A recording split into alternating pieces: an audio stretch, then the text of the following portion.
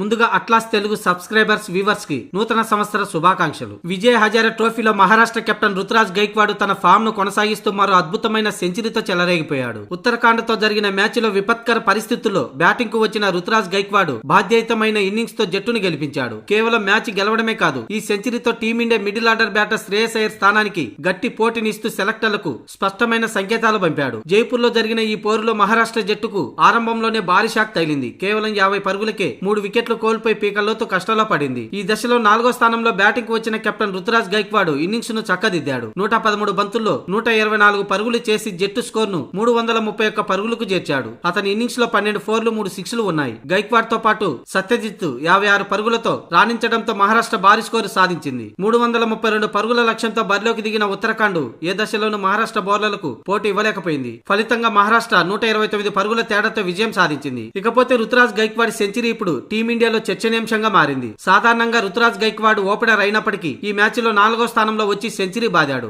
భారత వన్డే జట్టులో నెంబర్ 4 స్థానంలో శ్రేయస్ అయ్యర్ ఆడుతూ ఉంటాడు. ప్రస్తుతం అయ్యర్ గాయంతో జట్టుకు దూరంగా ఉండడంతో అతని స్థానంలో గైక్వాడ్ పాగా వేసేలా కనిపిస్తున్నాడు. ఇటీవలే సౌత్ ఆఫ్రికాపై తన తొలి అంతర్జాతీయ వన్డే సెంచరీని నమోదు చేసిన రుతురాజ్ గైక్వాడ్ ఇప్పుడు న్యూజిలాండ్ తో జరగబోయే వన్డే సిరీస్ కు ముందు మళ్లీ సెంచరీతో మెరవడం విశేషం. గైక్వాడ్ ఇలాగే రాణిస్తే అయ్యర్ తిరిగి జట్టులోకి రావడం కష్టమేనని విశ్లేషకులు భావిస్తున్నారు. ఒకవేళ వచ్చినా అయ్యర్ తన స్థానాన్ని అటు ఇటు మార్చుకోవాల్సిన పరిస్థితి ఉంటుంది. ఈ సెంచరీతో రుతురాజ్ తన లిస్టు ఏ శతకాల సంఖ్యను 19కి పెంచుకున్నారు. ఈ ఏడాది రుతురాజ్ గైక్వాడ్ ఫార్మాట్లకు అతీతంగా చెలరేగిపోతున్నాడు. Buchi Babu trophy, Duleep trophy, Ranji trophy, India A, అలాగే ఈ మధ్య దక్షిణాఫ్రికాతో తన తొలి అంతర్జాతీయ వన్డే సెంచరీ, తాజాగా విజయ్ హజారే ట్రోఫీ, ఇలా ఆడిన ప్రతి ఫార్మాట్లలోనూ సెంచరీలు చేసి విరాట్ కోహ్లీ తర్వాత టీమిండియా ఆశాకిరణంగా మారాడు.